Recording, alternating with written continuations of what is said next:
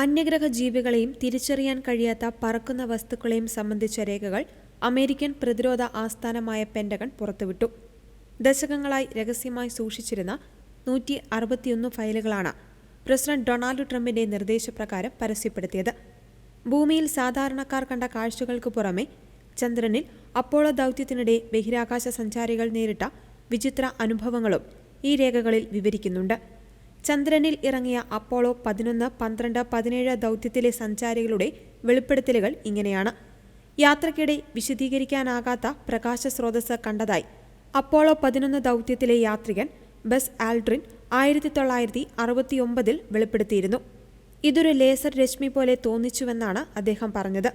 Apollo 12 ദൗത്യത്തിൽ പങ്കെടുത്ത Allen been ചന്ദ്രനിൽ നിന്ന് ബഹിരാകാശത്തേക്ക് ചിതറിത്തെറിക്കുന്ന തിളങ്ങുന്ന കണികകളും വെളിച്ചത്തിന്റെ മിന്നലാട്ടങ്ങളും കണ്ടതായി റിപ്പോർട്ട് ചെയ്തിട്ടുണ്ട്. അപ്പോളോ 17 ദൗത്യത്തിനിടെ ബഹിരാകാശ പേടകത്തിന് പുറത്ത് വലിയ തോതിലുള്ള പ്രകാശ വിസ്ഫോടനങ്ങൾ കണ്ടുവെന്ന് ജാക്ക് ഷ്മിറ്റും വിവരിക്കുന്നു. ഇത് ഐസ് കഷ്ണങ്ങളിൽ തട്ടിപ്രതിഫലിക്കുന്ന വെളിച്ചമാകുവാനും സാധ്യതയുണ്ടെന്ന് അവർ അന്ന് വിലയിരുത്തിയിരുന്നു.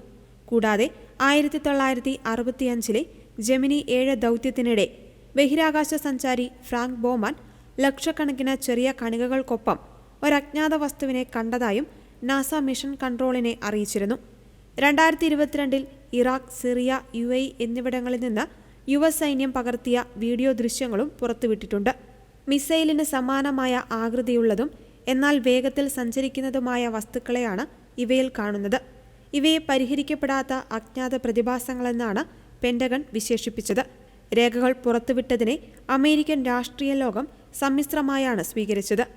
ഇതൊരു വലിയ തുടക്കമാണെന്ന് റിപ്പബ്ലിക്കൻ കോൺഗ്രസ് അംഗങ്ങളായ ടിം ബർച്ചറ്റും അന്ന പൗളിന ലൂണയും പറഞ്ഞു.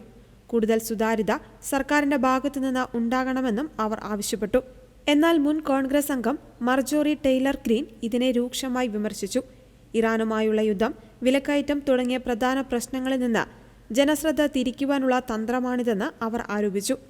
അന്യഗ്രഹ ജീവികൾ ഉണ്ടോ എന്ന കാര്യത്തിൽ മുൻ പ്രസിഡന്റ് ബറാക് ഒബാമയും നേരത്തെ പ്രതികരിച്ചിരുന്നു.